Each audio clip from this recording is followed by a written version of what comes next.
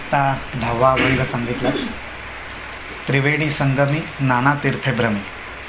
पण त्याच्या बरोबरीनेच मी 11वा अभंग पण वाचतो, कारण हरिपाठातले हे जे 2 अभंग आहेत 10वा आणि 11वा, हे अगदी एकमेकांना जोडून आहेत. म्हणजे एकाचा अर्थ आपण वेगळा पाहिला पाहिजे, दुसऱ्याचा वेगळा पाहिला पाहिजे, अशी आवश्यकता नाही. एकत्रितपणे जर पाहिला तर समजायला जास्त सोपं जाईल.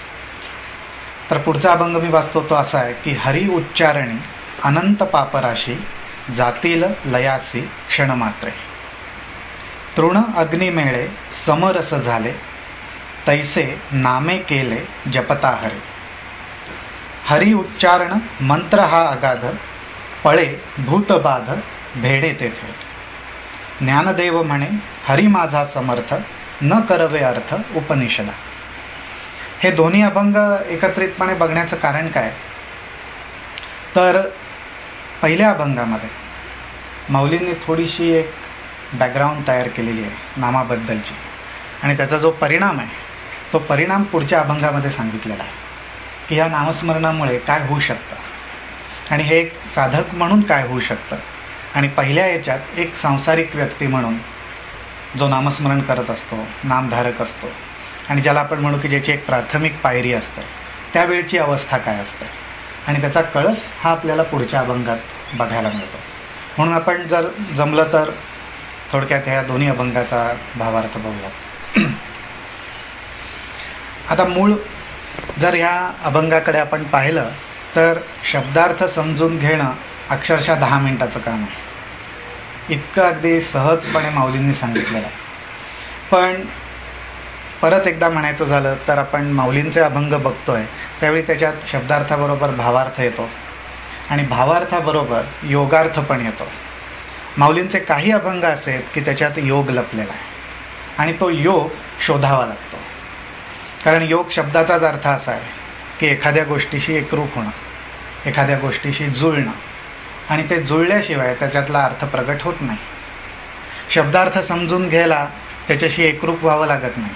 दुसऱ्याने सांगितला तर शब्दांचा अर्थ आपल्याला समजू शकतो. भावार्थ असा आहे की भावार्थ तेव्हाच प्रगट होतो ज्यावेळी तो हृदयातनं सांगितला जातो, मनापासून त्याच्यावर विचार केलेला असतो, आणि तो अर्थ आतमध्ये जेव्हा खोलवर उमटतो त्यावेळी त्याच्यातनं भावार्थ प्रगट होतो. आणि योगार्थ म्हणजे कसा असतो तर ज्याने अनुभव घेतलेला आहे, म्हणजे ज्याचा अनुभव घ्यायचा आणि जो अनुभव घेतो हे दोघंही जेव्हा एक होतात त्यावेळी त्याच्यातनं योगार्थ प्रगट होतो. तर ह्या अभंगांमध्ये, दोन्ही अभंगांमध्ये हे तिन्ही अर्थ माऊलींनी प्रगट केलेले आहेत. तर आपण माऊलींच्या ज्या ओव्या अशा आहेत की जिथे शब्दार्थ बघणं आवश्यक आहे तिथे शब्दार्थ बघू, जिथे भावार्थ योगार्थ आहेत तिथे तो अर्थ बघू. म्हणजे मग खऱ्या अर्थाने ह्या हरिपाठातले हे 2 अभंग माऊलींनी असे का लिहिले हे आपल्याला थोड्याफार प्रमाणात आपल्या अल्पबुद्धीने समजू शकेल. तर पहिल्या अभंगाची सुरुवातच अशी आहे की त्रिवेणी संगमी नाना तीर्थे भ्रमी चित्त नाही नामी तरी ते व्यर्थ. अगदी आपण म्हणू की लहान मुलासारखी आपली जर अध्यात्मातली एक सुरुवात आपण जर पाहिलं तर एक उपास्य दैवत, घरी चालणाऱ्या परंपरा, किंवा घरातली वडीलधारी माणसं असतात ते कुठल्या तरी देवदेवतेचं नाव घेत असतात, ते आपल्या कानावर पडतात. आपण लहान असतो, आपण त्यांना फॉलो करायला लागतो, की जे नॉर्मली लहान मुलांचा स्वभाव असतो की फॉलो करणं हा त्यांचा स्वभाव आहे, तोच आपला पण कधी काळी होता. आणि त्या वयामध्ये ही एक पारमार्थिक आध्यात्मिक वाटचाल किंवा संस्कार ह्याच्या मागे आपण वडीलधाऱ्यांना फॉलो करायला लागलो. वडीलधाऱ्यांना फॉलो करायचो म्हणजे आपण काय करायचो तर अर्थात गणपतीच्या मंदिरात जायला पाहिजे, एकादशी आली विठ्ठलाला जायला पाहिजे, सोमवार आला शंकराला जायला पाहिजे. म्हणजे ह्या ज्या गोष्टी आहेत ह्या आपल्याला पहिल्यांदा माहिती झाल्या की ज्या आवश्यक असतात, त्याच्यात चूक काही नाही आहे. मग की ह्या गोष्टींच्या अगेन्स्ट माऊली नाही आहे. माऊलींनी फक्त ती ओळख करून दिली आहे की सुरुवात अशी असते की असा संपर्क आला की मग त्याच्यात एक आपल्याला प्रगती करावीशी वाटते. आपण जसं वय आपलं वाढतं, ज्ञान वाढतं, मग आपल्याला असं वाटतं की हे काय फक्त मंदिरातच जायचं, अजून पण काही चांगल्या ठिकाणी आपण जायला पाहिजे. जशी आपली शिक्षणाची सुरुवात आपण म्हणू, आता हा थोडासा भावार्थाकडे वळतो आपण, की शिक्षणाची सुरुवात जर म्हटलं तर आज असं आहे का की आपण आपल्या मुलांना घरी शिकवू शकत नाही, ते शाळेत जे शिकतात ते पॅरेंट्सना माहिती नाही, त्या बाबतीत पॅरेंट्सचं पूर्ण अज्ञान आहे, असं असतं का? अजिबातच नाही. प्राथमिक शाळेतलं तरी आपण म्हणू की बहुतेक पॅरेंट्सना कल्पना असते की मुलं काय शिकतात, पण मग आपण घरी का नाही शिकवत त्यांना? शाळेतच का पाठवतो? आता आपण चालू काळात आहोत म्हणून आपण विचार करू की नवरा बायको दोघेही कामावर जातात, घरी शिकवणं शक्य नाही, म्हणजे मग मुलाला शाळेतच पाठवलं पाहिजे. पण काही ठिकाणी घरी आई असतेच, पण तरीसुद्धा ती असं नाही म्हणत मी घरीच आहे, मी शिकवीन तुला 5वीपर्यंत, 6वीपासून शाळेत जा. असं होत नाही कुठे, तरी आपण शाळेतच पाठवतो.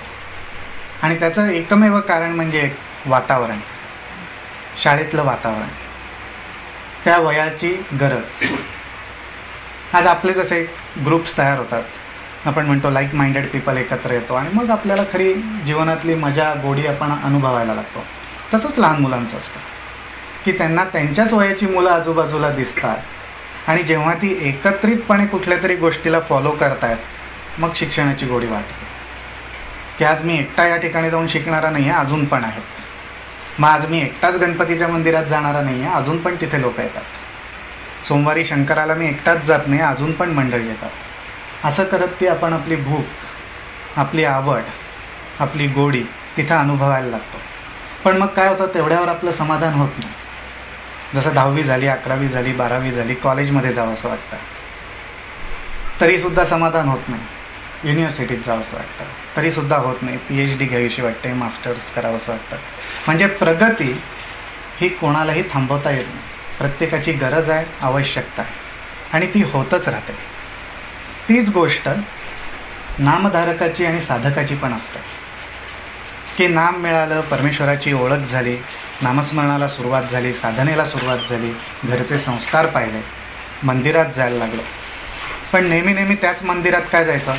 शंकराचं सुद्धा एक छान ठिकाण आहे ज्याला काशी म्हणतात, मग आपण काशीला पण जाऊन यायला पाहिजे. खरं म्हटलं तर गावातल्या शंकराचं मंदिर आणि काशीतल्या शंकराचं मंदिर काही फरक नाही. पण असं आहे की एक ब्रँड, एक महत्त्व त्या स्थानाला प्राप्त झालेलं आहे. म्हणून मग असं की काशीचा शंकर हा विश्वेश्वर, आणि अर्थात त्याचं महत्त्व आहेच, नाही असं नाही. पण मग खऱ्या अर्थाने एक नामधारक म्हणून आपण विचार केला तर खरोखरच काशीला जाऊन आलेल्यांच्या आपण गप्पा ऐकल्या तर विश्वेश्वराबद्दल बोलणारे फार कमी. 100तला 1 जण विश्वेश्वराबद्दल बोलतो. बाकीचे तिथले घाट काय आहेत, तिथे घाण किती आहे, तिथल्या पुजाऱ्यांचा काय अनुभव आला. म्हणजे ऐकणाऱ्याला वाट बघावी लागते की अरे हा आता शंकरांबद्दल बोलतोय का नाही, आणि त्याचा कुठंच पत्ता नसतो.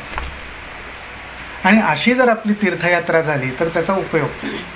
म्हणून अशा दृष्टीने साधकांना सावध करावं. म्हणून माऊली म्हणतात, त्रिवेणी संगमी नाना तीर्थे भ्रमी, चित्त नाही नामी तरी ते व्यर्थ. की मी काशीला आलो पण मला शंकरांना भेटायचं आहे, पुजारी काय करतात ते त्यांना करू दे, घाट कसे आहेत, पण आधी मी शंकरांची तर भेट घेतो, विश्वेश्वराचं दर्शन घेतो, मग बघू वेळ मिळाला तर ज्या काही सुधारणा करायच्या आहेत त्या पण व्हायला पाहिजे. पण तसं होत नाही, तो भक्तिभाव राहत नाही. आणि तीच गोष्ट की एक विश्वेश्वराचं मंदिर झालं, मग पशुपती झालं, मग बालाजी झाला, अनेक अनेक मंदिरं आहेत आपल्याकडे आणि सगळ्या जगामध्ये आहेत, वेगवेगळ्या देशांमध्ये आहेत, ठिकाणं प्रसिद्ध आहेत. आता आम्ही ॲडलेडला आहोत, त्याच्यातली चर्चेस तर प्रसिद्धच आहेत. पण सगळीकडे कारभारनी गोष्टी एकच, काही कुठेही काही फरक नाही. तर तसं आपलं होऊ नये म्हणून आपण एक सावधगिरी बाळगली पाहिजे. मग एवढं झाल्यानंतर परत साधकाच्या मनात, अभ्यास करणाऱ्याच्या मनात एक महत्त्व वाढतं की शास्त्रांमध्ये सांगितलं आहे, अनेक थोर व्यक्तींकडनं ऐकलेलं आहे की त्रिवेणी संगम ह्या ठिकाणी सर्वात जास्त महत्त्व, सर्वात जास्त पुण्य. की आपण जर कुठली पापं केलेली असतील तर त्या पापाचं क्षालन व्हायला हवं असेल तर संगमावर जा. आणि संगम कशाला म्हणतात तर जिथे 3 नद्या एकत्र येतात त्या ठिकाणी संगम तयार होतो. ज्या ठिकाणी 3 नद्या येतात त्याला त्रिवेणी म्हटलं जातं. आणि अर्थात त्या पण स्थानाचं महत्त्व आहेच, पावित्र्य पण आहेच. आता अगदी लेटेस्ट म्हणायचं तर सायंटिफिकदृष्ट्या जिथं 3 नद्या एकत्र येतात त्या स्थानाचं पाणी, तिथल्या हवा, तिथलं वातावरण ह्याचा अभ्यास केला तर ते जास्त हायजेनिक आहे असं दिसून येतं. काही औषधी गुणधर्म त्या पाण्यामध्ये सापडतात. म्हणजे ह्या गोष्टी टाळता येत नाहीत, नाकारता येत नाहीत. पण हा भाग वेगळा आणि नामधारकाच्या दृष्टीने त्रिवेणी संगमावर जाणं हा भाग वेगळा.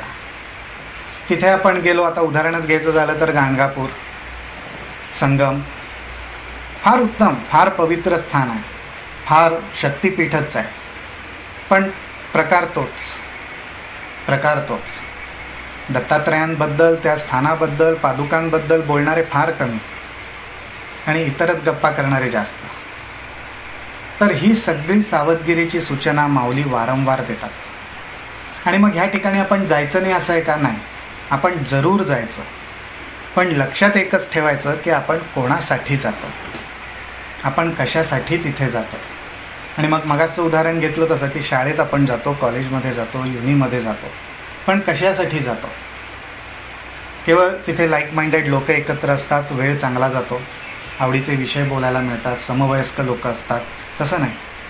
अभ्यास हा महत्त्वाचा आहे की तिथे जाऊन अभ्यास केला पाहिजे, कारण त्यामुळे आपल्याला प्रगती करायची, वाटचाल करायची. मग तीच गोष्ट नामधारकाची की ही सगळी तीर्थस्थानं आहेत, चांगली उत्तम ठिकाणं आहेत. मी तर म्हणेन आपल्या घरापासूनच, आपल्या घरामध्ये सुद्धा देवदेवता असतात, बाहेर पण असतात. मग ही सगळीच ठिकाणं पवित्र आहेत. पण त्या ठिकाणी त्या देवतेबद्दलचं प्रेम, त्या देवाबद्दलचं नाम आपल्या हृदयामध्ये पाहिजे. आणि तसं जर असेल तर मग त्या ठिकाणी खरी भक्ती आहे, खऱ्या अर्थाने हरिपाठ आहे. दुसरा अर्थ आपण याच्यातला जर पाहिला तर तो खऱ्या अर्थाने म्हणायचं तर योगार्थ म्हणावा लागेल. आता काही मंडळी इथे योगाचा अभ्यास करणारी असतील, पण योगाच्या दृष्टीने जर आपण पाहिलं तर योगामध्ये जेव्हा आपण प्राणायाम करतो त्यावेळी इडा आणि पिंगळा या 2 नाड्यांचा उल्लेख केला जातो. आणि प्राणायामाचा अभ्यास जेव्हा थोडासा आपण म्हणू प्रगती होते त्यावेळी ह्या दोन्ही नाड्यांना एकत्रितपणे बांधण्याचं काम सुषुम्ना नाडी करते. ही तिसरी नाडी. आणि या दोन्ही नाड्या जेव्हा एकत्र येतात, म्हणजेच म्हणायचं झालं तर प्राणायाम करताना जेव्हा श्वासाचा लय होतो त्यावेळी इडा आणि पिंगळा, म्हणजे आपण म्हणू लेफ्ट नॉस्ट्रेल आणि राईट नॉस्ट्रेल, ह्याच्यामधनं आपला जो श्वासोश्वास चालतो तो बॅलन्स चालायला लागतो. आणि जेव्हा तो दीर्घकाळ बॅलन्स चालतो त्यावेळी आपल्या शरीरामध्ये असणारी अत्यंत सूक्ष्म अशी जी नाडी आहे की ज्याला योगशास्त्रामध्ये म्हटलेलं आहे की पाठीच्या कण्यामधनं ती जाते, त्या नाडीला सुषुम्ना नाडी म्हणतात. त्या नाडीचं तोंड उघडतं, ती ओपन होतं आहे आणि हा प्राणाचा झालेला लय त्या नाडीमध्ये शांतपणे प्रवेश करतो. आणि हा प्रवेश ज्या ठिकाणी होतो त्या ठिकाणी भक्ताला प्रेम, नामधारकाला आनंद हा अनुभव यायला लागतो, नामाची गोडी वाढायला लागते, परमेश्वराच्या दर्शनाबद्दल आवड निर्माण व्हायला लागते. आणि हे ज्या ठिकाणी घडतं त्याला त्रिवेणी संगम म्हटलेलं आहे. आणि ह्या त्रिवेणी संगमावरती आपल्याला उपस्थित राहायचं असेल, त्याचा अनुभव घ्यायचा असेल तर त्या ठिकाणी परत चित्त हे नामापाशीच पाहिजे. त्या ठिकाणी जर नामधारकांनी, योगाचा अभ्यास करणाऱ्यांनी असा विचार करत राहिला की माझी डावी नाकपुडी किती चालते, उजवी नाकपुडी किती चालते, तर तो त्याच्यातच गुंतून राहील, प्राणाचा लय कधी होणार नाही. आणि त्याचंही नामधारकाला खऱ्या अर्थाने जरूर नाही. जेव्हा चित्त हे नामापाशी स्थिर व्हायला लागतं त्यावेळी आपोआप प्राणाचा लय साधतो. आणि हाच अनुभव जर आपण विचार करायचा झाला तर आपल्या कामावरच्या ठिकाणी बघा, घरामध्ये बघा, जेव्हा आवडीचा विषय असतो, जेव्हा कामावरती एखादा प्रोजेक्ट असतो आणि काही मिनटं, काही काळ असा जातो की आपण विसरतो, आजूबाजूचं जग विसरतो. काय झालेलं असतं त्यावेळी चित्ताची एकाग्रता झालेली असते, त्यावेळी प्राणाचा लय झालेला असतो, त्यावेळी श्वासोश्वास अत्यंत मंद गतीने चालू असतो. आणि तेच कोणाचा तरी फोन येऊ दे किंवा कुठला तरी इतर विषय आठवू दे की ज्याच्यामुळे आपल्या मनाला त्रास होईल, विवंचना वाढतील किंवा एखादा चिंतेचा विषय समोर येऊ दे, श्वासाची गती बदलते. नुसती श्वासाची गती बदलत नाही, आपली बॉडी लँग्वेज बदलते, आपली बोलण्याची पद्धत बदलते. आणि समोरचा लगेच आपल्याला विचारतो का आज काही बिनसलाय का. म्हणजे थोड्याच वेळापूर्वी अत्यंत शांत असणारा माणूस परत 10 मिनिटांनी वेगळा दिसतो. म्हणजेच थोडक्यात काय तर ही लय बदलत असते. म्हणजेच याचा अर्थ असा की आपलं चित्त ज्या ठिकाणी एकाग्र झालेलं असतं ती लय कुठेतरी बिघडते आणि ती लय स्थिर ठेवण्याचं काम नामामुळे घडतं. म्हणून चित्त आणि नाम हे एकत्र राहायला पाहिजे. हा झाला त्याच्यातला आता योगार्थ.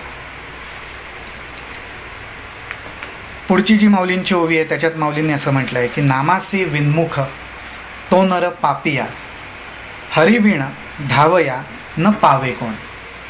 अत्यंत अत्यंत सोपा अर्थ आहे याच्यात की परमेश्वराची भक्ती आपण करतोय, मग कोणी राम म्हणत असेल, कोणी विष्णू म्हणत असेल, कोणी दत्त, कोणी देवी, काही म्हणत असेल, पण ज्यांचं नाव घेतोय त्यांच्यापाशी जर आपण उपस्थित नसू तर काय उपयोग होईल? विचार करा, घरात बायको बोलते पण नवऱ्याचं लक्षच नाही, काय होतं? तेच साधनेत होतं, काही त्याच्यापेक्षा वेगळं होत नाही. कारण परमेश्वरानेच अनेक ठिकाणी सांगितलेलं आहे की संसार आणि परमार्थ नाण्याच्या दोन बाजू. मग संसारात जे होत असेल त्यावेळी तेच परमार्थात होतं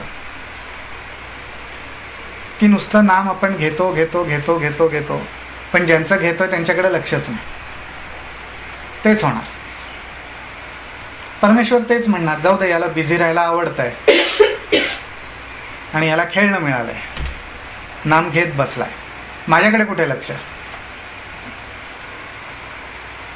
म्हणून सगळे संत म्हणतात की नाम घ्यायचं ते लक्षपूर्वक, आणि मग लक्षपूर्वक घ्यायचं असेल तर त्याचे दोन उपाय.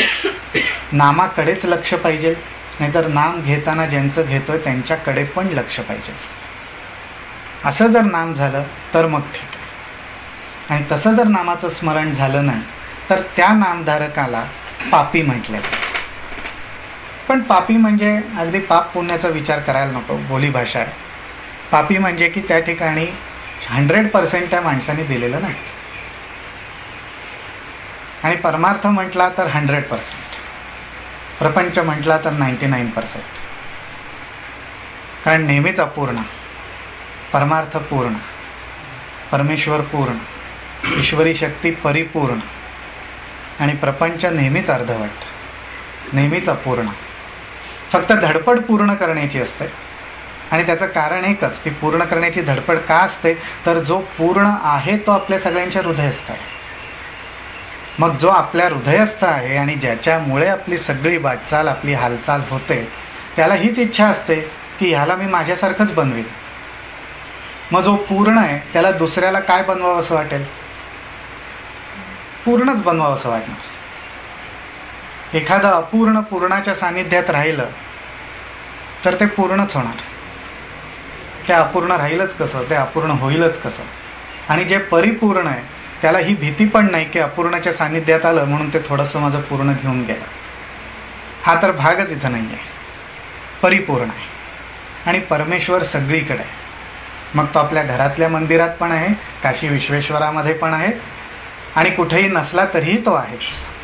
कारण का तर स्मरण मात्र आहे. जिथं आपण त्याचं स्मरण करू तिथं तो आहे. फक्त भाव पाहिजे, चित्त त्याच्या ठिकाणी पाहिजे. जेव्हा आपण म्हणू की परमेश्वराची ज्या पद्धतीने आपण उपासना करतो, धरून चालू आपण की घरामध्ये मूर्ती असेल, तसबीर असेल, काही एक स्थान असेल, आणि एखाद वेळ असं असेल की आपण कामावर आहोत, इथं कुठे आलाय परमेश्वर? इथं तर समोर मला डेस्क दिसतंय, माझा मॅनेजर दिसतोय, ही लोक माझ्याकडे असं बघतायत, तसं बघतायत, पॉलिटिक्स चाललंय. इथं परमेश्वराला जागाच नाही. तो घरी आहे तेच बरं, पण असं नसतं. तिथं सुद्धा तो आहे. आणि खऱ्या अर्थाने म्हणायचं झालं तर जिथं जिथं आपण असतो तिथे तिथे परमेश्वर आहे.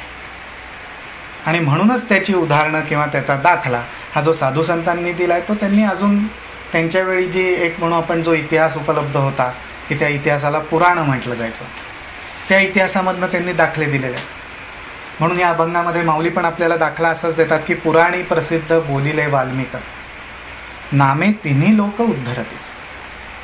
हे वाल्मिकी ऋषींनी रामायणामध्ये अनेक ठिकाणी दाखले दिलेले आहेत. आपण जर रामायणाचा अभ्यास केला, रामायणातल्या ज्या काही कथा माहिती आहेत त्या जर आपण पाहिल्या तर खरोखरच त्याच्यात असे दाखले आहेत की केवळ नामस्मरणामुळे उद्धार झालेला आहे. आणि जर उल्लेखच करायचा झाला तर आपण म्हणू की अहिल्येचा उद्धार. आता अहिल्येचं उदाहरण आपण का घेतोय तर वाल्मिकी ऋषींनी इथं म्हटलंय की नामे तिन्ही लोक उद्धरती.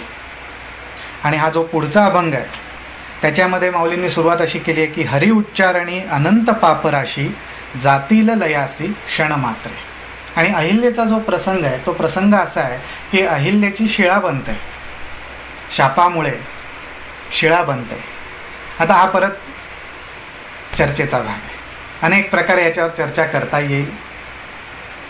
थोडा फार प्रमाणात आपण म्हणू की अंधश्रद्धेचा भाग म्हणून सुद्धा आपल्याला बघता येईल की असं शिळा होणं वगैरे शक्य असेल नसेल खरोखरच माहिती नाही.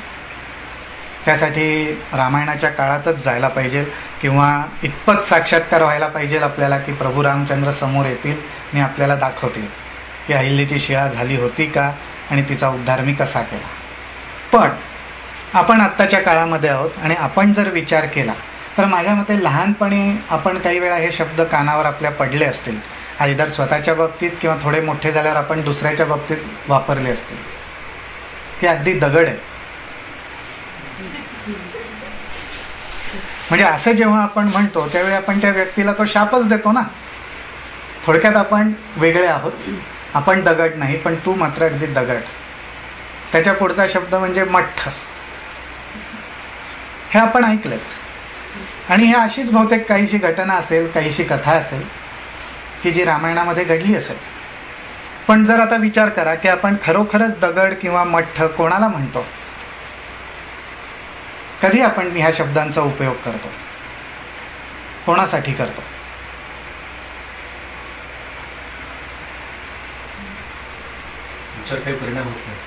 ज्याच्यावर काही परिणाम होत नाही असं आपल्याला वाटतं. बरोबर, म्हणजे अनुभव येतो आपल्याला तसा.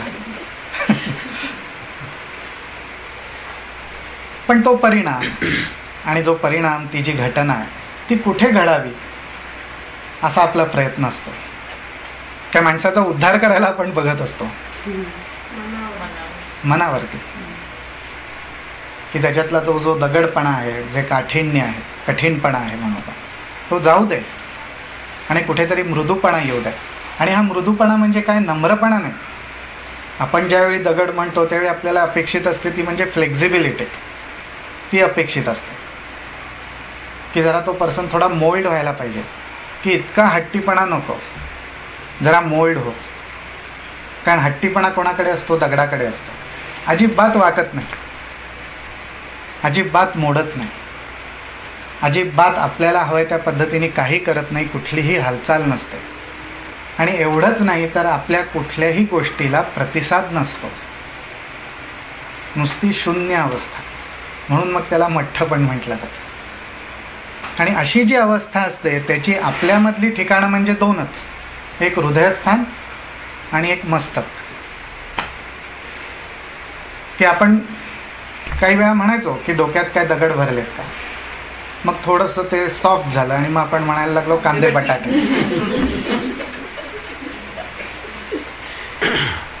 म्हणजे ही प्रगती झाली थोडी आपली. पण शब्द तेच, अनुभव तोच. रामायणात सुद्धा म्हटलं तसं की तसंच काहीतरी झालं असेल, कुठेतरी काठिण्यपणा आला असेल. तो कोणाला आला असेल तर मनाला आला असेल, बुद्धीला आला असेल. तो कुठल्या अर्थाने आला असेल तर हृदयामध्ये परमेश्वर आहे, हृदयामध्ये आत्माराम आहे, त्याचा विसर पडला असेल किंवा त्याचा विसर पडावा, त्याच्यापासून लांब जावं, अशा काही गोष्टी घडल्या असतील. आणि त्या गोष्टी घडल्यामुळे एक प्रकारचा कठीणपणा अहिल्याला प्राप्त झाला असेल. आणि तो कठीणपणा दूर करण्याचं काम एकच करू शकतो, जो पूर्ण आहे तो. म्हणजेच जे पूर्ण धाम आहेत, सगळ्या विश्वाचा विश्राम आहेत, आराम आहेत, ते राम, श्रीराम जेव्हा अवतरतील आणि त्यांच्या संपर्कामध्ये जेव्हा परत अहिल्या येईल त्यावेळी तिचा जो शील जे आहे ते उत्तम होईल. कारण अहिल्याची जर कथा आपण पाहिली तर शीलाशी संबंध आहे, नीतिमत्तेशी संबंध आहे. आणि ते नीतिमत्ता आणि ते शील जेव्हा गळून पडलं त्यावेळी तिची शिला तयार झाली, म्हणजे शिळा तयार झाली, म्हणजेच दगड. तसे एक नामधारक म्हणून जर आपण विचार करायला लागलो तर खरोखरच आपल्यामध्ये सुद्धा अनेक ठिकाणी बुद्धीमध्ये, मनामध्ये, हृदयामध्ये असे दगड सापडतील. लहान मोठे सापडतील, पण सापडतील. पण हरकत नाही, हरकत नाही, ते जरूर असले पाहिजेत आपल्या. कारण जर आपण विचार केला तर आज जेवढ्या जगामध्ये परमेश्वराच्या मूर्ती आहेत त्या कशापासून बनल्या आहेत? शिळेपासूनच बनलेल्या आहेत. आणि शिळेपासून जेव्हा मूर्ती बनलेल्या आहेत त्याचवेळी माऊलींचं एक ज्ञानेश्वरीमध्ये असं उदाहरण आहे की माऊलींनी असं लिहिलं आहे की एक डोंगर असतो, एक विशाल मोठा डोंगर असतो किंवा एक मोठा विशाल खडक असतो. तोच खडक कोरून त्याच्यातनं अनेक गोष्टी बनवल्या जातात. मूर्तिकार त्याच दगडातनं देव बनवतो, मूर्तिकार त्याच दगडातनं गावातली लोकं बनवतो, मूर्तिकार त्याच दगडामधनं प्राणी सृष्टी सगळी रचना करतो आणि आपल्यासमोर एक सुंदर गावाची उभारणी करतो.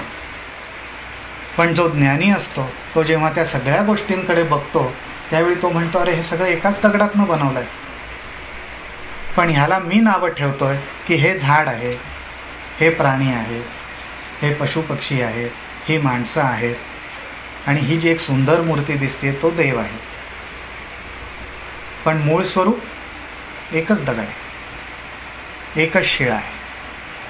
त्याचप्रमाणे आपल्यामध्ये सुद्धा हे सगळ्या गोष्टी सगळे गुणधर्म जरी असले तरी त्याच्यात एक पण आहे, त्याच्यातला जो एकत्व आहे, जो आत्माराम आहे, त्याचा शोध आपल्याला घ्यायचा आहे. आणि तो शोध आपण घ्यावा म्हणून माऊली म्हणतात, ज्ञानदेव म्हणे नाम जपा हरीचे, परंपरा त्याचे कुळ शुद्ध.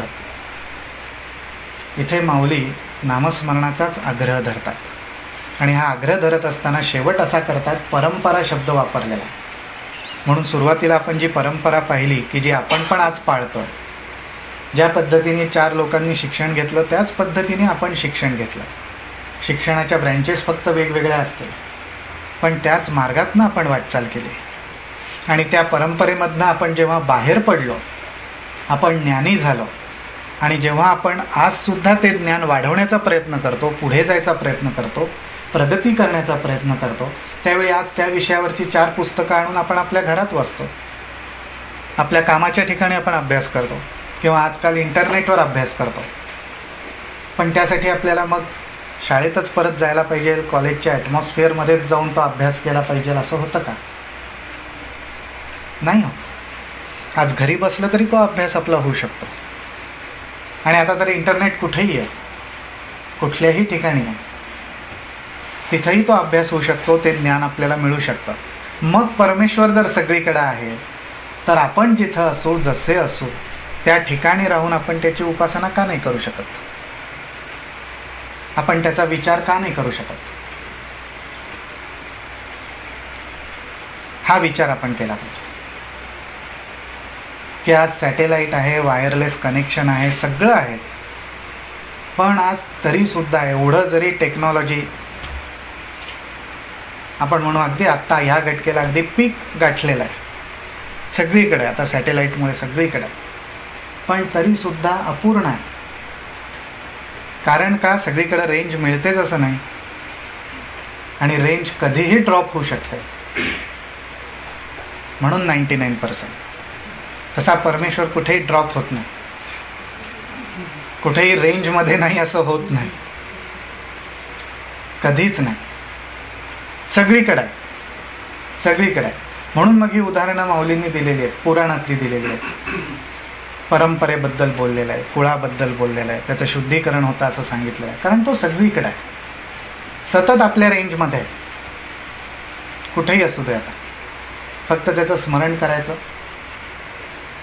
हृदयपूर्वक, अंतःकरणपूर्वक, तो आहेच. जोडावं लागतं त्याच्याशी. ज्याला आपण म्हणू की एक टेक्नॉलॉजीचाच विचार करायचा झाला तर जसं आज आपण वायफाय राउटर वगैरे घरात वापरतो तसंच आहे. जेव्हा माऊली इथं म्हणतात की चित्त नाही नामी तरी ते व्यर्थ. घरात छान मॉडेम पडले, राउटर पडलाय, पण सिग्नलच पिकअप करत नाहीये, काय उपयोग त्याचा? ऑस्ट्रेलियातली अगदी उत्तम ब्रॉडबँड लाईन टेल्स्ट्रा, धरून चालू, टेल्स्ट्रा चांगली आहे 99%, आणि उत्तम मॉडेम आहे, पण रिसेप्शनच नाही, सगळीकडे रेंजच नाही, काय उपयोग त्याचा? तसं ज्ञान आहे, हरिपाठ आहे, ज्ञानेश्वरी आहे, सगळं आहे, नाम आहे, नाम काय घ्यायचं हे पण माहिती आहे, कुठलं घ्यायचं हे पण माहिती आहे, परमेश्वराचंच घ्यायचं आहे, कुठनंही सुरुवात करू शकतो आपण. पण हे सगळं पकडणारी, ग्रहण करून ठेवणारी जी आपल्यामधली शक्ती आहे त्या शक्तीला चित्त म्हटलेलं. मन आहे, बुद्धी आहे, पण चित्त. मन आणि बुद्धी जेव्हा एकत्र येते आणि मन आणि बुद्धी एकत्र आल्यानंतर जी शक्ती निर्माण होते ती शक्ती म्हणजे चित्त. आणि त्या चित्तामध्ये मनाकडनं नाम, बुद्धीकडनं निश्चय हे दोन्ही एकत्र आलं पाहिजे. मग आपल्याला परमेश्वराची अनुभूती कुठंही येऊ शकते, कुठेही येऊ शकते. आणि अशी अनुभूती ज्याला येते त्या बाबतीत माऊली अत्यंत विश्वासाने सांगतात की अशा पद्धतीने जो प्रयत्न करतो त्याच्यामध्ये, त्याच्या कुळामध्ये, त्याच्या फॅमिलीमध्ये अशी परंपरा आहे की ते कुळ शुद्धच होत जातं. कारण मगाशी म्हटलं तसं की जे पूर्ण आहे त्याच्या संपर्कात जर आपण गेलो तर पूर्णच होणार. धरून चालू. आता थोडासा वेगळ्या पद्धतीने या अभंगाचा विचार केला तर त्रिवेणी संगमी नाना तीर्थे भ्रमी, यातल्या एकाच शब्दावर विचार करू. भ्रमी. आज भ्रमण, फिरणं, आज हे आपल्या प्रत्येकाच्या वाट्याला आलेलं आहे. जन्माला आल्यापासनं आपण फिरतोय आणि फिरत फिरतच जन्माला पण आलेलो आहोत. एका ठिकाणी होतो आणि जन्माला आलो असे झालेलं नाही. फिरत फिरतच जन्माला आलेलो आहोत आणि जन्म घेतला. आणि म्हणूनच जन्म घेतल्यानंतर सुद्धा फिरणं थांबलेलं नाही. अजूनही फिरतोच होत आपण. कामानिमित्त असेल, काही स्वतःच्या आवडीनिवडी असं तीर्थक्षेत्र, किंवा हल्ली आपण आता आपल्यातलीच बरीच मंडळी युरोप टूर वगैरे वगैरे जातात. हे सगळं भ्रमणच आहे, नाही असं नाही, हे आपल्याला पूर्णपणे माहिती आहे. पण हे भ्रमण होत असताना परत विचार असा केला पाहिजे की चित्त आपलं असतं का आपल्याबरोबर? मन आणि बुद्धी एकत्रित असते का आपल्याबरोबर?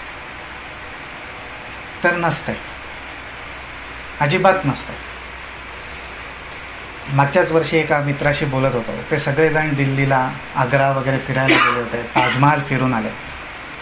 आणि विचारलं त्याला कसं काय आता ताजमहालाचं, बऱ्याच कारण आपण ऐकतो की काय काय रिनोव्हेशन चाललंय, कुठला लेअर त्याच्यावर देत आहेत एन्व्हायरमेंटल दृष्टीने प्रोटेक्शन देण्यासाठी वगैरे, तर कसं काय ताजमहालाची स्थिती वगैरे असं. तर त्याचं उत्तर अगदी सोपं, अरे ताजमहाल ताजमहालासारखाच आहे, अत्यंत सुंदर, फार छान वगैरे वगैरे. बाहेरचं मार्केट खरं बघण्यासारखं आहे. ताजमहाल आहेच रे, तू इंटरनेटवर बघ, अनेक पिक्चर्स आहेत. मी त्याला म्हटलं तू गेला असेल तर जरा फोटो वगैरे पाठव. तो म्हटला अरे तेवढा वेळच नव्हता, आणि फोटो आहेत ना इंटरनेटवर अवेलेबल आहेत, तेच तर मी तुला काढून पाठवणार. म्हटलं ठीक आहे, हरकत नाही. मग त्याला म्हटलं तू ताजमहालाचा आनंद कसा घेतलास? तो म्हटला अरे त्याचा आनंद घेण्यासारखं काही नाही, आम्ही 4-5 जण बरोबर होतो, सगळीकडे आनंदच होता. म्हणजे ही घटना याच्यासारखी माऊली म्हणतात तसं, चित्त नाही नामी तरी ते व्यर्थ. काय पाहिलं ताजमहाल जाऊन? काहीच नाही. तसं नामधारकांचं होऊ शकतं की आपण सत्संग करतो, सत्संगाला येतो किंवा मंदिरात जाऊ, पण असं चित्तच जर नसेल तर सांगता येत नाही की खरोखरच सत्संग घडला, खरोखरच नाम झालं. ती घटना एक क्षणभर असते, पण तो क्षण टिपण्यासाठी, तो क्षण अनुभवण्यासाठी सत्संगाला यावं लागतं. सत्संगाला आलं म्हणजे परमेश्वर मिळाला असं होत नाही. सत्संगाला एवढ्यासाठीच यायचं की एक क्षण असा येईल की मन आणि बुद्धी एकाग्र होऊन तिथे चित्ताचा अनुभव येईल की अरे माझ्यामध्ये सुद्धा तीच शक्ती आहे की ज्याची आपण ही वारंवार चर्चा करतो. नाहीतर मग हे असं ताजमहालाचं वर्णन केल्यासारखं. म्हणजे कोणीतरी असं जर म्हटलं की अरे काही श्रीराम माहिती नाही, गुगल सर्च कर, अनेक रूपात बघायला मिळतं. दत्तात्रय अनेक रूपात बघायला मिळते.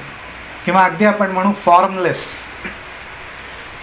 हे जे परमेश्वराचं स्वरूप आहे त्या स्वरूपाने सुद्धा आज गुगलमध्ये सर्च टाकला तरी परमेश्वर दिसतो. काही साक्षात्कार व्हायची आवश्यकता नाही. नुसतं सोल टाईप करा की अनेक स्मॉल साईज पासून लार्ज साईज पर्यंतची पिक्चर्स उपलब्ध आहेत. कशाला डोळे मिटून बसायचं? आत्मारामाचाच अनुभव घ्यायचा असेल तर. पण तसं नसतं, तसं नाही. तो आत्माराम जर आपल्याला अनुभवायचा असेल तर आपल्यालाच काहीतरी केलं पाहिजे, आपल्यालाच काहीतरी केलं पाहिजे. आणि म्हणून माऊली म्हणतात की हरी उच्चारणी अनंत पापराशी जातील लयासी क्षण मात्र. अर्थात हे माऊली म्हणतात की एका क्षणामध्ये ते जातील, पण एका क्षणामध्ये जात नाहीत, त्या क्षणामध्ये जातात. आलं लक्षात की अनेक वेळा आपण जर नामाचा उच्चार करत राहू तर एक क्षण असा तयार होईल की त्या क्षणामध्ये पूर्ण शांतता. जेवढे आपण फिरत आलो, जेवढे आपण आज थकलेलो आहोत आतून म्हणून, जेवढे आपण थकतो, त्या सगळ्याला एक प्रकारचा विश्राम, एक प्रकारचा आराम, एक प्रकारची शांतता त्या एका क्षणामध्ये आपल्याला मिळेल. आज त्या क्षणाची आपल्याला अनुभूती म्हणा किंवा अनुभव घेण्याचा प्रयत्न म्हणा आपण करतो, एकदा करतो, रोज एकदा करतो. तो कधी? झोपायच्या वेळी. जेव्हा आपण झोपायला जातो त्यावेळी विचार करा की आपल्याला काय अपेक्षित असतं.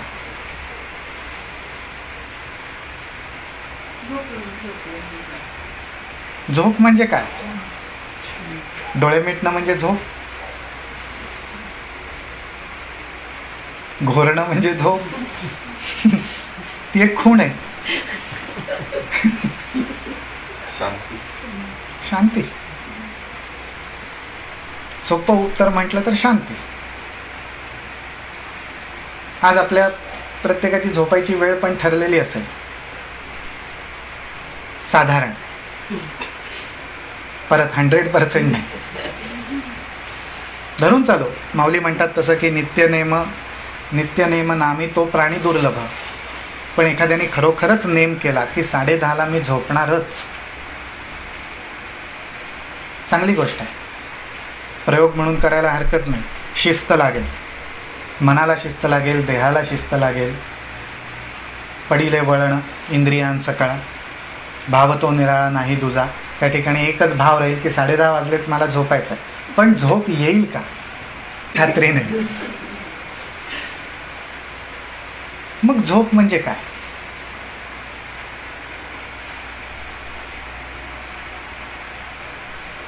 ठीक आहे, आपण एक ह्याच अभंगातलं पुढचं माऊलींची ओवी बघू. त्याच्यात माऊली असं म्हणतात, तृण अग्नी मेळे.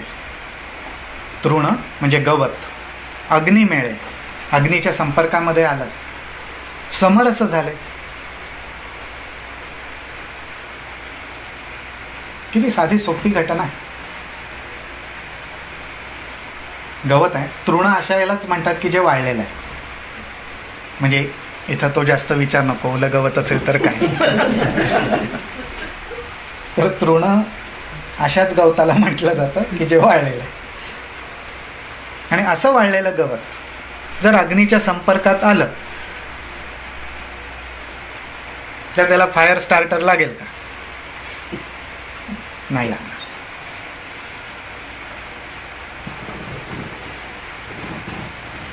आता आम्ही थोडासा होम केला होता, त्याच्यामध्ये कोळसे पण होते. पण ते पेटले जावेत, पेटवावेत म्हणून सुद्धा प्रयत्न करावा लागतो. एकदम ते पेटत नाही, वेळ घेतात. तसं वाळलेल्या गवताचं आणि अग्नीचं होतं का? नाही. तसं आपलं आणि झोपेचं होतं का? हुकमी झोप आपण घेऊ शकतो का? नाही घेऊ शकत आपण. कारण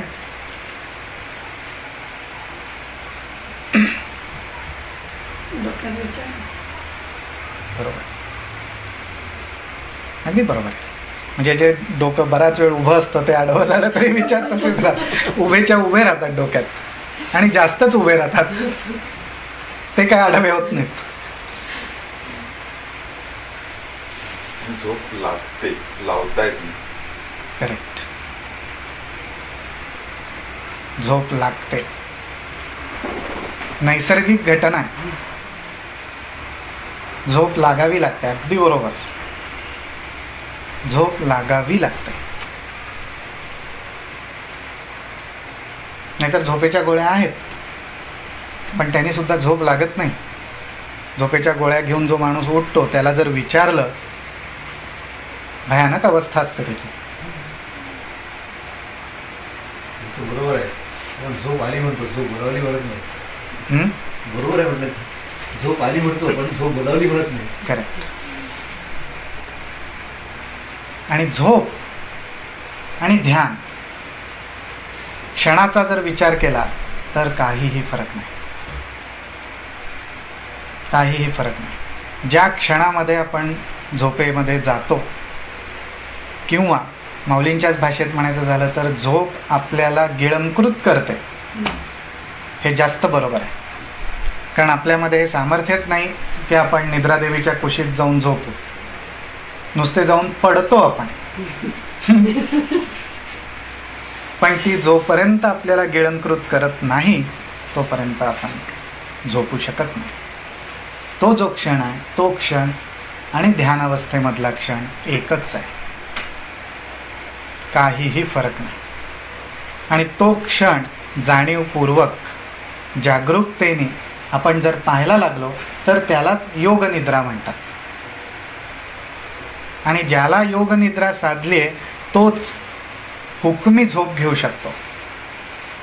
तो पाहिजे तेव्हा झोपू शकतो आणि पाहिजे तेव्हा जागा होऊ शकतो. कारण का तर तो झोपेकडे सुद्धा जागरूकतेने बघतो. आणि हे बघणं त्यालाच शक्य होतं जो त्या क्षणाशी समरस झालेला आहे, ज्याने त्याचा अनुभव घेतलेला आहे, म्हणजेच त्याला तो योग साधलेला आहे. म्हणून माऊली हे उदाहरण देतात की तृण अग्नी मेळे समरस झाले तैसे नामे केले जपता हरे. आज जो परिपूर्ण आहे त्यांनी आपल्याला जुळवून घ्यावं. आज आपल्यामध्ये असं काय आहे की परमेश्वराने आपल्याशी जुळवून घ्यावं? हा सुद्धा आपल्या अगदी रोजच्या माहितीतला शब्द आहे. तसा वेगवेगळ्या प्रकारे घरामध्ये तर बरेचदा वापरतो आपण वेगवेगळ्या प्रकारे. जुळवून घेतलं पाहिजे सगळ्यांच्या बाबतीत, म्हणजे लहानांपासून मोठ्यांपर्यंत. अगदी आपण म्हणू आपले आई वडील, सासू सासरे, सगळ्यांच्या शेवटी काय केलं पाहिजे आपल्याला तर जुळवून घेतलं पाहिजे. म्हणजे हा एक जो आपण म्हणतो ना की तात्विक विचार. पण मग जुळणं म्हणजे काय?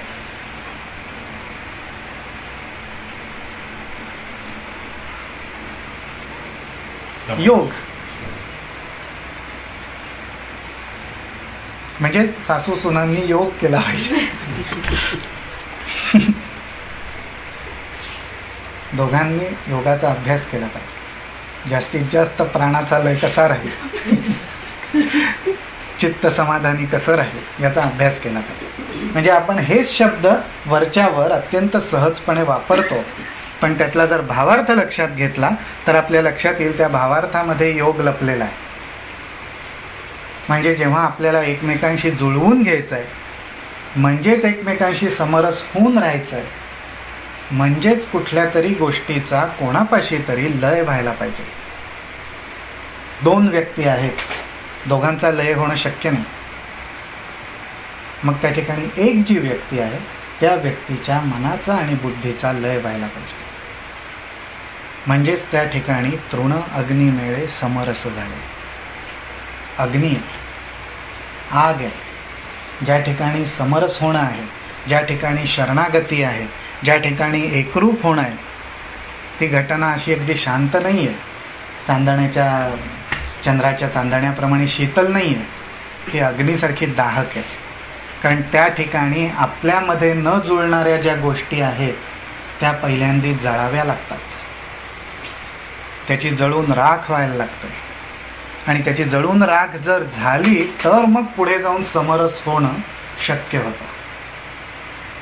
आज जर आपण पाहिलं, विचार केला की खरोखरच एक वाळलेल्या गवताचा पुंजका आपल्या समोर आहे आणि तो जर आपण पेटवला तर अग्नीचं रूप आणि त्या गवताचं रूप वेगवेगळं असतं का? कोण कोणाला धारण केलेलं असतं? अग्नीने गवताला का गवताने अग्नीला? दोन्ही. त्यातलं थोडंसं गवत जर बाजूला काढलं आपण तर शक्य नाही. शक्य नाही. शक्य नाही. म्हणजे याचा अर्थ असा की एकरूप व्हायची जी अवस्था आहे, एकरूप व्हायचा जो अनुभव आहे तो अग्नीसारखा आहे. तेजस्वी आहे, तेजोमय आहे, दाहक आहे. आणि त्या ठिकाणी कमी जास्त प्रमाणात साधकाला, नामधारकाला चटके हे बसतातच. चटके हे बसतातच. म्हणूनच तुकाराम महाराजांसारखे जगद्गुरू आहेत, गोंदवलेकर महाराजांसारखे आहेत, भक्तियोगाचे अनेक प्रचारक आहेत. पण सगळ्यांचं सांगणं एकच आहे की भक्तियोग कसा आहे तर विस्तवावरनं चालण्यासारखा आहे. कबीरसुद्धा म्हणतात की हातात मशाल घेऊन आपल्याच घरावर ठेवून त्या घरावरनं चालण्यासारखा हा योग आहे. माऊलीसुद्धा तेच म्हणतात. माऊलीने तर त्याच्यात असं उदाहरण दिलेलं आहे की एखाद्या सतीला रोजच्या रोज अग्नीमध्ये उडी मारावी लागावी. रोजच्या रोज, एकदाच नाही. एकदा उडी मारते, होरपळून निघते, परत येते, परत दुसऱ्या दिवशी तेच, परत तिसऱ्या दिवशी तेच, परत चौथ्या दिवशी तेच. असं जेव्हा सतत सतत सतत करावं लागतं त्यावेळी ती सती आणि तो अग्नी एकरूप होतात. आणि मग परत पुराणातले दाखले की सतीचं तेज कसं तर अग्नीसारखं. कारण का सतीचं तेज अग्नीसारखं कसं होऊ शकेल? हा, समरस झालं तरच, त्या गवतासारखं झालं तरच. नाही तर सती बाजूला काढली आणि अग्नी बाजूला राहिला, उपयोग काय? मग ती सती नाहीच. तसं जो नामधारक आहे तो नामाला जर बसला तर परमेश्वर कुठेतरी कोपऱ्यात बसला, आपण एक आपला कोपरा पकडून बसलो आणि मनातल्या मनात नाम घेतोय, असं होऊन चालणार नाही. आपल्याला आपल्या मनातले जे कोपरे आहेत ते साफ केले पाहिजेत, ते स्वच्छ केले पाहिजेत आणि बुद्धीच्या साह्याने निश्चय करून आपल्या हृदयामध्ये अशी जागा स्थापन केली पाहिजे की तिथे आपलं आणि आपल्या परमेश्वराचं ऐक्य होऊ शकेल आणि त्या ठिकाणी तो परमेश्वर आपला स्वीकार करेल. जसं निद्रादेवी आपला स्वीकार करते, तीच गोष्ट ध्यानाची आहे. 12 वर्ष 14 वर्ष चांगदेवांसारखं 1400 वर्ष आपण योगाभ्यास करू, आपण वेदाचा अभ्यास करू, आपण उपनिषदांचा अभ्यास करू, ध्यान लागेलच, खात्री नाही. योग साधेलच, खात्री नाही. म्हणजेच याचा अर्थ असा की अध्यात्मामध्ये सुद्धा खात्री नाही. संसारात तर नाहीच नाही, पण अध्यात्मामध्ये सुद्धा खात्री नाही. कोणाला? जो फक्त स्वतःच्या बळावर वाटचाल करत राहील त्याला. पण नामाचा आधार घेऊन हरीला आपल्याबरोबर ठेवून जर आपण वाटचाल केली तर तृण अग्नी मेळे समरस झाले, तैसे नामे केले जपता हरे.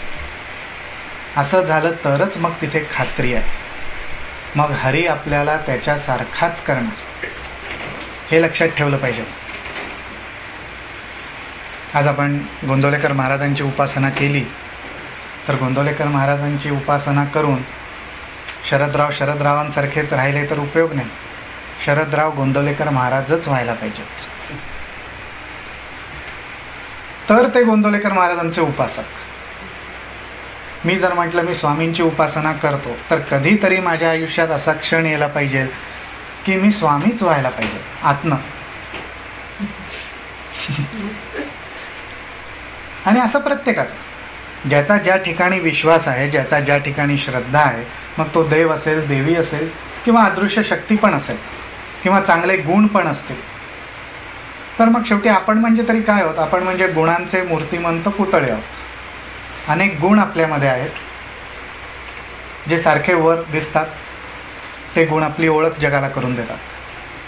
मग एखादा चांगला गुण आपल्याला माहिती असेल तर आज भगवद्गीतेत परमेश्वराने अनेक गुण असे दाखवले की त्याच्यात त्यांनी सांगितलं आहे की मला ओळखायचं असेल तर दया, मी म्हणजे दया, मी म्हणजे क्षमा, मी म्हणजे शांती, मी म्हणजे आनंद, पाण्याचं जलत्व जे आहे ते म्हणजे मी. मग उद्या एखाद्याला असं वाटलं की हातात पाणी घेऊन मी त्याचीच उपासना करेन, तर परमेश्वराचीच उपासना करेन. म्हणजे अनेक प्रकारे परमेश्वराची उपासना आपल्याला करता येते. प्रश्न एवढाच की समरस व्हायचा, आणि ते समरस होण्यासाठी आपल्याला आवश्यक काय तर चित्त. चित्त आपलं आपल्या नामाबरोबर, त्या परमेश्वराच्या रूपाबरोबर पाहिजे, तर आपण समरस होऊ. आणि ही अतिशयोक्ती नाही, अतिशयोक्ती नाही. गोंदवलेकर म्हणजे हे आपलं ध्येय पाहिजे. यालाच गुरुदेव रानडे झाले, विवेकानंद झाले, शिवानंद झाले, अनेक थोर योगी अरविंद झाले. ते जेव्हा म्हणतात की अध्यात्मामध्ये सुद्धा आपल्या वाटचालीला, आपल्या जर्नीला एक ध्येय पाहिजे, तर आपलं ध्येय म्हणजे हेच की मला महाराज व्हायचं आहे. महाराज बनायचं नाही आहे, महाराज व्हायचं आहे. मला स्वामी व्हायचं आहे, मला राम व्हायचं आहे, मला दत्त व्हायचं आहे. हेच माझं ध्येय असलं पाहिजे. हे जर ध्येय अजून आपण आपल्या या वाटचालीमध्ये आणलेलं नसेल तर आज ते आणा. आजपासनं ठरवा. 31 डिसेंबरची वाट बघायची गरज नाही. आजपासूनच असं ठरवा की ठीक आहे, रोज थोडं थोडं मी एखादी माळ ओढतो, हरकत नाही. या आठान प्रहरा माझारी मोटके निमिष भरी देतू जाय. माऊली म्हणतात की नागझरीतला नाला असतो, पण कुठेतरी जेव्हा तो व्हायला लागतो तो एखाद्या नदीला येऊन मिळतो. ती नदी वाहत असते, ती महानदीला येऊन मिळते. महानदी वाहत असते, गंगेला येऊन मिळते, आणि गंगा नदी शेवटी सागराला येऊन मिळते. तसं एखाद्या माळेने आपण सुरुवात करू, एखाद्या क्षणाने सुरुवात करू, पण ध्येय सुरुवात केल्यावर मुक्काम कुठे, अंतिम टप्पा काय? तर अंतिम टप्पा दुसरा तिसरा काही नाही. ज्यांची मी उपासना करतोय, ज्यांना मी मनात धरलंय, तेच मला व्हायचं आहे. हेच माझं ध्येय. आज मी एकच माळ ओढली आहे, पण एक माळ ओढून मी स्वामी व्हायला लागलो. हे समाधान, हा निश्चय, हे बुद्धीमधलं सामर्थ्य आपल्या नामस्मरणानंतर आपल्याला जाणवलं पाहिजे. आणि अशा पद्धतीने आपल्या साधनेकडे आपण पाहायला पाहिजे. जेव्हा आपण ठरवतो एक 10 मिनटं मी साधना करेन, 20 मिनटं करेन, त्यावेळी असा आपण विचार केला पाहिजे की तो 10 मिनटं मी प्रवास केला. आज जो एक आपण म्हणू की अनेक वर्ष चालत आलेला जो एक गैरसमज आहे की आध्यात्मिक साधना, उपासना म्हणजे काय एका ठिकाणी बसून केली, तसं नाही आहे. आज आम्ही सुद्धा विमानात एका ठिकाणी बसूनच आलो, पण किती हजारो किलोमीटर आलो ना. त्यानंतर गाडीत बसून आलो, तरी एकच ठिकाणी बसलो होतो, पण प्रवास झाला ना, वाटचाल झाली ना, तेव्हाच इथपर्यंत येऊन पोचलो.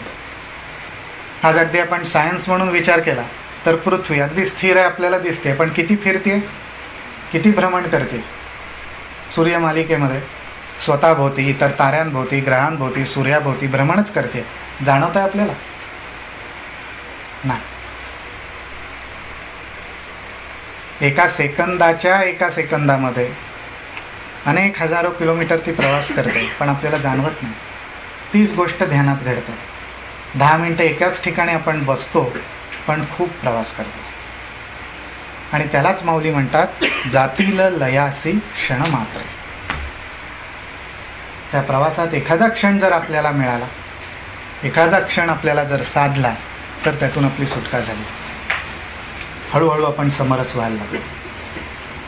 आणि मग त्यालाच पुढे माऊली म्हणतात हरी उच्चारण मंत्र हा अगाध, पळे भूतबाध भेणे तेथे. आता शब्दशः अर्थ घेतला तर ज्याला भूतबाधा झालेली आहे, त्याचं ते भय आणि भूतबाधा जर काढायची असेल तर त्याला सर्वात सोपा उपाय म्हणजे हरिनाम. हा अगदी शब्दशः अर्थ. पण खऱ्या अर्थाने सर्वात महाभूतबाधा कोणाला झालेली असेल तर ती आपल्याला, पंचमहाभूतांची. पंचमहाभूतांनी इतकं आपल्याला ग्रासलेलं आहे की त्यांचा कारभार त्रिगुणांशिवाय होत नाही. आणि त्यातल्या त्यात ज्यांनी डोकं वर काढलेले गुण आहेत ते म्हणजे तमोगुण आणि रजोगुण. रजोगुण म्हणजे सतत अस्वस्थता, सतत चंचलता, आणि तमोगुण म्हणजे आळस आणि काही न करता सगळं करतोय असं दाखवायची पण एक इच्छा. तो सुद्धा तमोगुणच म्हटलेला आहे. पण हे जे गुण आहेत, हे गुण आपल्यामध्ये कशामुळे आलेले आहेत तर या महाभूतांमुळे आलेले आहेत. भूत जाऊ देत, भूत तर पळतीलच, त्यात शंकाच नाही. महाभूतांना कधी पळवणार आपण? आणि त्यांची जी भीती आहे, ते जे आपल्या मानगुटीवर बसलेत, ती उतरवली पाहिजेत. आणि ती जर उतरवली तर मग तुकाराम महाराज म्हणतात तसं पंढरीचं महाभूत माझ्या मानगुटीवर बसेल. आणि तेच आपल्या मानगुटीवर बसावं ही आपली इच्छा पाहिजे. आज प्रत्येक साधकाने उठताना मग सकाळी उठताना म्हणा, रात्री झोपताना म्हणा, परमेश्वराला ही प्रार्थना केली पाहिजे की अरे बाबा, त्या तुकाराम महाराजांच्या मानगुटीवर बसलास तसा माझ्या मानगुटीवर येऊन बस. कारण ज्यावेळी आपल्या मानगुटीवर ते महाभूत येऊन बसेल त्यावेळी ही पंचमहाभूत बाजूला राहतील. त्यांना भीती वाटेल. कारण ही पंचमहाभूत एकमेकांशिवाय राहू शकत नाही. पृथ्वी तत्व जलतत्वाशिवाय राहू शकत नाही. पृथ्वी जल अग्नी एकमेकांशिवाय राहू शकत नाही. पृथ्वी जल अग्नी एकत्रित राहावं म्हणून वायू लागतो, प्राणवायू लागतो, आणि ह्या सगळ्यांना धारण करणारा अवकाश लागतो. तेव्हाच ही पंचमहाभूतं राहू शकतात, कारण ती अपूर्ण आहेत. आणि ह्या सगळ्यांना जो धारण करतो तो परिपूर्ण आहे. मग असा जो परिपूर्ण आहे तो जर आपल्या मानगुटावर येऊन बसला तर ही जी अपूर्ण महाभूत आहेत ती कशाला आपल्याला येऊन बाधा करते, हा विचार आपण केला पाहिजे. म्हणून जरूर प्रार्थना करा. एकदा आपापल्या देवतेला जरूर प्रार्थना करा की माझ्या मानगुटीवर येऊन बस. फक्त तुकाराम महाराजांच्या नको. आमच्या पण माना चांगल्या आहेत. फक्त त्याला एवढंच की तुकाराम महाराजांनी जसं नम्रपणे केलं, शरणागती भक्तीने केलं, तशी थोडीशी मान आपली, थोडीशी, फार नाही, थोडीशी. जे माऊलींनी म्हटलंय की हे ज्ञान आपल्याला जर प्राप्त व्हावं असं वाटत असेल तर तेथे सेवा हा दारवंठा. साधू संतांची सेवा नाही, तर साधू संतांनी परमेश्वराची ज्या पद्धतीने सेवा केली आहे त्या पद्धतीने आपण सेवा करू, मग ते भूत आपल्या मानगुटीवर येऊन बसेल. आणि म्हणूनच माऊली पुढे असं म्हणतात की ज्ञानदेवा म्हणे हरी माझा समर्थ. एकच ह्या जगामध्ये जर कोणी समर्थ असेल तर तो एकच, तो म्हणजे माझा हरी. दुसरं कोणी नाही. दुसरं जे काही म्हणून आहे ते आपल्याला असं वाटतं की ह्याच्यात सामर्थ्य आहे, ह्याच्यात शक्ती आहे, ही गोष्ट म्हणजे बळ आहे, अपूर्ण आहे. ती प्रत्येक गोष्ट सामर्थ्यवान होण्याचा प्रयत्न करते. ती गोष्ट म्हणजे सामर्थ्य नाही आहे, ती गोष्टच प्रयत्न करते. आणि म्हणून ती अशाच आविर्भावाने वावरत असते की त्यामुळे आपल्याला असं वाटतं की ही गोष्ट म्हणजे समर्थ. पण तसं नाही. माऊली म्हणतात ज्ञानदेव म्हणे हरी माझा समर्थ न करवे अर्थ उपनिषदा. की हरीचं जे सामर्थ्य आहे, परमेश्वराचं जे सामर्थ्य आहे ते समजून घ्यायचं झालं तर सर्वात उत्तम मार्ग म्हणजे वेदांचा आणि उपनिषदांचा अभ्यास. समजून घ्यायचं झालं तर, अनुभवायचं जर झालं तर जो समर्थ आहे तोच त्याचा स्वतःचा अनुभव दुसऱ्याला देऊ शकतो. बाकी जो आहे तो फक्त रिपोर्ट, समरी. वेद, उपनिषद, ज्यांना अनुभव आला त्यांनी ते रेकॉर्ड केलं, त्यांची अनुभूती त्यांनी मांडलेली. पण एवढंच आहे की ती अनुभूती 100% खरी आहे. त्याच्या व्यतिरिक्त कोणाला कुठला अनुभव येणं शक्य नाही. आला अनुभव तर त्याच मार्गाने येईल. पण ज्याचा अनुभव यायला हवा असेल त्यांनीच स्वतःने येऊन सांगितलं पाहिजे की मी असा आहे. तू हे जे माझ्याबद्दल वाचतोयस तो हा मी असा आहे, हे त्यांनीच येऊन सांगितलं पाहिजे. नाहीतर अपूर्ण आहे. आज आपण हरिपाठाचा अभ्यास करतोय, ज्ञानेश्वरीचा अभ्यास करतोय, आपला अभ्यास कुठंतरी अपूर्ण राहतो. कारण का, तर आपल्याला हा अभ्यास करून त्याची अनुभूती घ्यायची आहे. आणि त्याची अनुभूती देणारा जो समर्थ आहे तो कुठेही लांब नाही आहे, आपल्या हृदयामध्ये आहे, अगदी जवळ आहे आणि मुबलकपणे उपलब्ध आहे. कुठेही मोबाईलसारखं हात वर करून रेंज येते का नाही वगैरे बघायची गरज नाही. मन, बुद्धी, नाम थोडंसं जवळ आणलं तो हळूहळू प्रगट व्हायला लागेल. तर अशा दृष्टीने हा हरिपाठ झाला, माऊलींच्या ओव्या झाल्या, तुकाराम महाराजांचे अभंग झाले. तर असा त्याच्यातला हा अर्थ आपण पाहायला पाहिजे. तर ज्याची जशी आवड आहे त्याप्रमाणे त्यांनी तो अभ्यास करावा. त्याला काही अशी एकच एक पद्धत आहे असं नाही. पण म्हटलं तसं की शब्दार्थ, भावार्थ आणि योगार्थ या 3 दृष्टीने तुम्ही अभ्यास केला किंवा आपण अभ्यास केला तर आपण जास्त लवकर पुढे जाऊ. तर असे हे लक्षात आलं असेल की हे दोन्ही अभंग एकमेकांना कसे पोषक आहेत. तर मग आज आपण आता इथंच थांबूयात.